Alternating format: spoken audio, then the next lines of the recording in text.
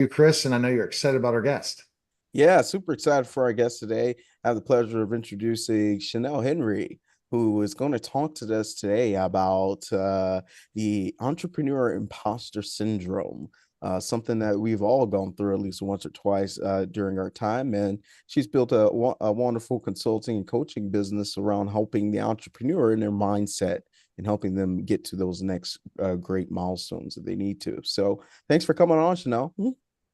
Thanks for having me, Christopher and Neil. I appreciate it. Absolutely. So, as we're kind of hopping into things, real quick before we get into your business and what you do, what is imposter syndrome for those who aren't really aware of that? Imposter syndrome is something where you feel like you don't belong. You Mm, feel like a fraud. You feel like, they're going to figure me out because I don't know everything of what I'm doing right now. I mean, there's more to it, but that's my definition. right. And so, how that translates to business owners is, we start our own business, we get into these groups and networks, and we feel like we're inadequate, right? Is that kind of where that started? Very much. Yeah. And surely we're going to get into the five types of imposter syndrome. So it does actually hit on that. Okay, great. Well, before we hop into those different types of imposter syndromes, just tell us a little Yeah. bit about yourself and your coaching business. How did you get your humble beginnings? So I want to introduce myself as an imposter myself. I have had so many roles in my life. I've worn so many hats. I've been, and I had to make a quick list really quick so I wouldn't forget. I used to be a test, taste, and appointment setter. Mm, I used to be a healthcare concierge, a retail merchandiser, a home dresser, hairdresser, and then the latest one is me being an IT girl. So anywhere from being a field technician to help desk support to a project manager. Like I've worn so many hats that I realized I was having an identity crisis. And I couldn't understand why I couldn't be the person that had that one thing that, I excel in. mm, And it wasn't until I realized that my Lord put me in these different roles, not for me to master them, but for me to get the experience of feeling that I don't belong. Like I'm a fraud, right? I don't know right. what I'm doing. They're gonna figure me out. So that's how I got started. That's awesome. Yeah. And so with the that imposter syndrome, you recognize it within yourselves.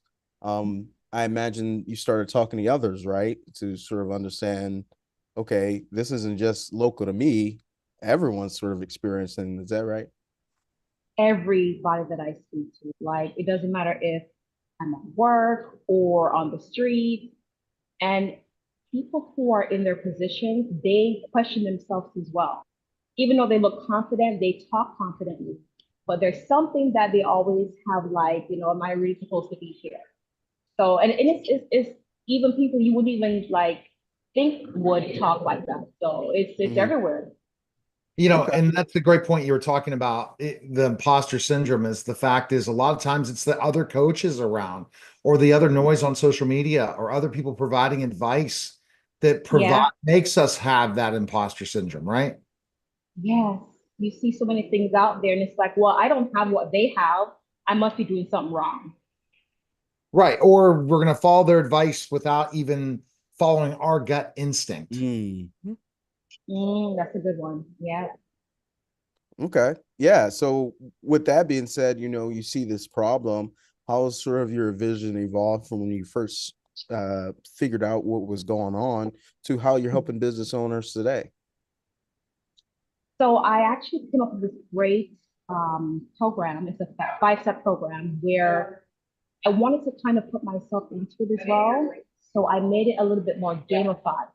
Because my past, I'm a girl gamer, and I learned by visual, not just by reading. So I figured whoever's in that category can also learn faster that way or help to get over their imposter issue, whether they're perfectionists, they're the overachiever type of person.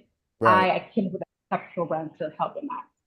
Okay. So, walk us through that then. What are those 5 stages, high level, if you will? I'm curious. Yeah, so the first one is awareness. You have to first know that you are an imposter, right? You can't keep going on in life or at your job or anywhere thinking that, this is just the norm. So you have to be aware of it first. The second one, um, you have to be able to reframe those intrusive thoughts. Mm, So I have a little game or the first one I have like a deck of cards where they break down the type of scenario. So the scenario comes up like maybe, I'm about to present something, right? I feel like I'm gonna break down or right. I'm nervous. The second one is why are you having these thoughts? Where are they coming from? The third one is, are these thoughts true? Are they factual? And then we get to like a solution where, okay, so you've done certain things before, you've presented before, you're awesome.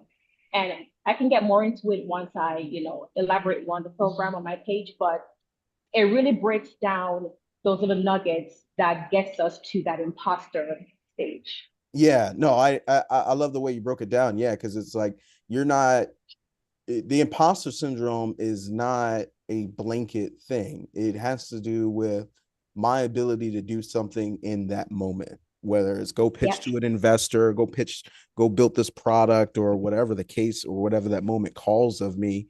That's where the syndrome, it seems like, is being triggered. And so you're saying, okay, through this, 4 or 5 step process, first kind of analyze, okay, your awareness that you're having this, then analyze what are those activities that are making you feel like an imposter. Because there's not everything's gonna make you feel like an imposter as a CEO, right? Like showing up to Mm-hmm. work, doing emails, okay, great. But then you go into your first boardroom meeting, and that's where the imposter syndrome really takes Are you over. like, oh, Yeah. So And I okay. think, and also not believing that your service or product is really worth the money or worth selling. That's a huge part of the imposter syndrome, is that I really what I'm offering is not a huge offer. It's not a great offer. It's nothing that's life changing. That's huge for us to overcome that. yeah, especially entrepreneurs when they're a startup company, they're like, well, I'm a new person. I don't have all this traction like everyone else, all the noise, like you said, Neil, online. Who is going to want to buy my program? Who's going to want to have me help them, serve them? So, yeah. And there's Yeah. so many people, there is so much business out there, regardless if it's a red ocean or blue ocean. There's so much business out there. You just have to get out and talk to people. And the mistake is we think we just go on social media and business is going to appear in our laps. That we're going to go Mhm. out there and talk to one person a month, and we're going to hit 100% close rate. Right. That's not going to happen. Or, oh, I didn't get 3 people didn't want my stuff, so no one will want my stuff. Yep. Right? Yeah. It's a numbers game.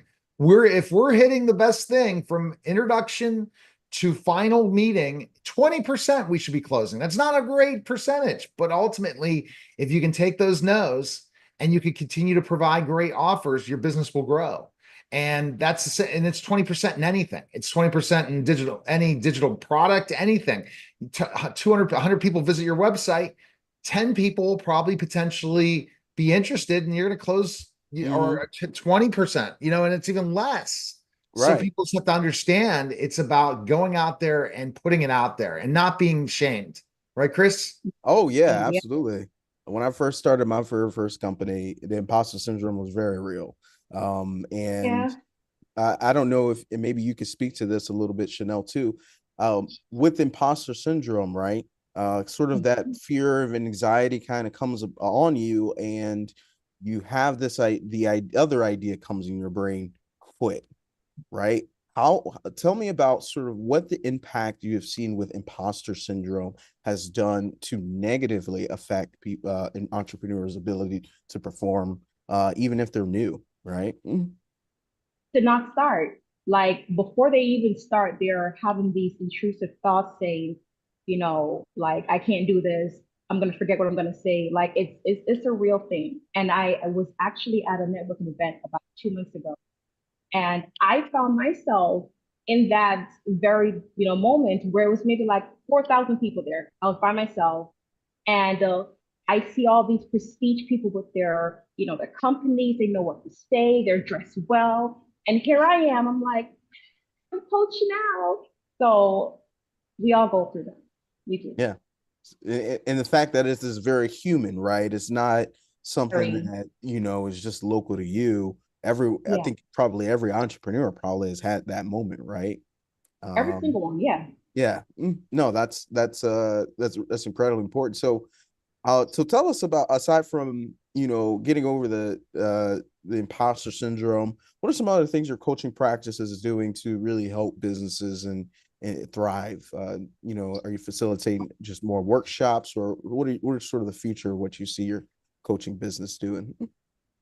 So I'm trying to build a movement. I also have a new created imposter syndrome.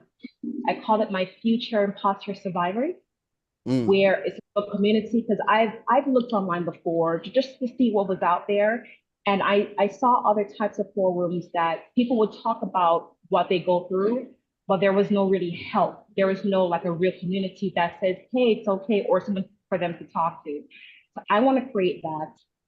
It's in the works right now. Again, I'm going through a little bit of technical issues, but once I can get over that, that's going to be created.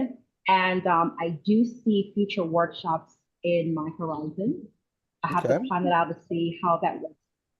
So if someone wants to, aside from the workshops that you do, so somebody wants to engage with you to really get over this imposter syndrome, how do you sort of structure your engagements? Is it something that you charge per hourly? Sort of how does that set up, with your practice? Yeah, so as a coach, I will have different types of categories. Depends on what type of imposter syndrome that they want to work on. Or I can also have a VIP program or package for specific like entrepreneur, small business, for individuals who are new to the market, the job market. They just got their graduate, their degree, and they don't meet all the qualifications. I have a package for that for them to get over that hump. And this one is a little different. I have one for techie shy people Tech because there's shy so people, many okay, out there. yeah, Yes, especially not just AI, but just as something as simple as your phone. So I have a small package for that too, because I'm an IT girl at heart, and I like to, give back, however I can. yeah.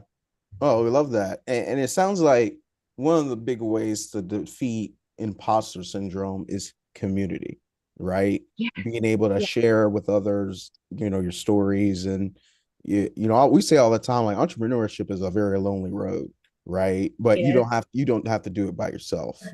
And true. it sounds like you have that same mantra, which is awesome. Um, Yeah. I guess what are some of those key insights that you want to leave the audience? For someone who is maybe starting that new business, or maybe you're just an experienced executive who still feels like, I still got some shoes to fill. What are some of those key insights you want to leave the audience here today? Um, just if you get those intrusive thoughts, those self-doubts, just think of all the past success you've had. And if you've never had one before in that field, Mm-hmm. just think of something happy. Just think of the end in mind. Like, what is the goal that you're trying to achieve? What are you trying to serve your customers? Just get down to that. And if you still need help, get in contact with Coach Chanel.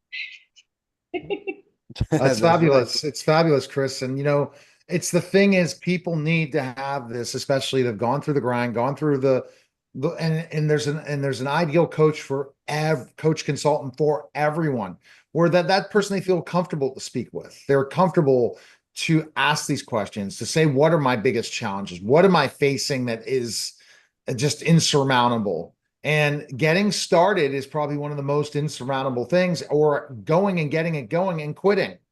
I was mentioning the podcasts out of so many podcasts don't last 8 episodes, they're out, Yeah. and it's because they are looking at other people. or they post on social media and I'm not getting millions of views. Do you understand? People spend 10 to 15 hours a day to become an influencer. And that's alone at the start. And you have to be first to a party. And you might get the viral video, but you got to keep posting. Just because some got 3 views, Oh the yeah. next one's going to get 1,000 views. Chris has seen it from what I post with them. Some stuff's going to take off, some of it's not. And what Neil Patel and Eric Seuss say from the Market School podcast, they say it is like pulling a lever in social media, and sometimes it's a slot machine. And sometimes the Right. slot machine's Exactly going right. to come up with something unbelievable, and other times it's going to be terrible. But that's the challenge. That social media is just like marketing and other marketing things, to getting on sales calls. Nothing's going to be perfect. So if you're a perfectionist, give Chanel a call, because honestly, that's the imposter syndrome. Out of imposter syndrome is you're a perfectionist. You want things to be perfect, and you never get things started. There you go. Right, Chanel? Boom. That's so true. That's so true. I used to be like that. And like right now, I could have called you guys and said, you know what? I have technical issues. I have to postpone this podcast. But no, the show must go on. I can do it. The show I must have all go the on, tools. and it did go on. And You did. congratulations for doing it. But that's the thing. Go on podcasts with one person, go on podcasts with millions of people like you're on today. Go on whatever you need to do to get your business growing, and don't say no, because you don't want your potential clients to say no, so you can't say no. So we appreciate it. We're going to definitely connect again. And Chris, what a great guest. Absolutely. Oh, Yeah. Don't let perfect be the enemy of the good, right? You I know, like oh that. my goodness. Okay. And I'm a Virgo. I'm a big perfectionist, so I Okay. really had to really get this figured out. Jeff Bezos had an Yeah. idea that didn't make money for 20 years. It's never too late, and you never know when you're going to find that gold. And I tell you right now, everyone has the opportunity if they dig into AI right. There is gold to be found in this opportunity, and this is the best opportunity to go 0 to 1, as David Meltzer said on my show, than ever. The 1 to 100, you need Chanel. The 0 to 1, AI will help you get to, but some people couldn't even get 0 to 1 with a lot of process. So go ahead, take care of those things, and appreciate it. Go again. Best place for Chris, for you to connect with you. Where can we go? So I made it Yeah, very Chanel simple. first to you. Yeah, go Chanel. Oh, I'm so sorry. Yeah, so I made it very simple. So if you see above my coaching there, just email me right now. It's hookedonbasic@gmail.com. And in the subject line and the body of the email, just put Coach Chanel, let's chat from, and then put your name. And then we'll go from there. Okay, great. And Chris, best place for you? Awesome. Yeah, you can find the Savant podcast on Spotify and LinkedIn, where you find all our episodes, and savantrepreneur.com. Just replace the ENT with Savant. All right. Thanks, Chris. All right.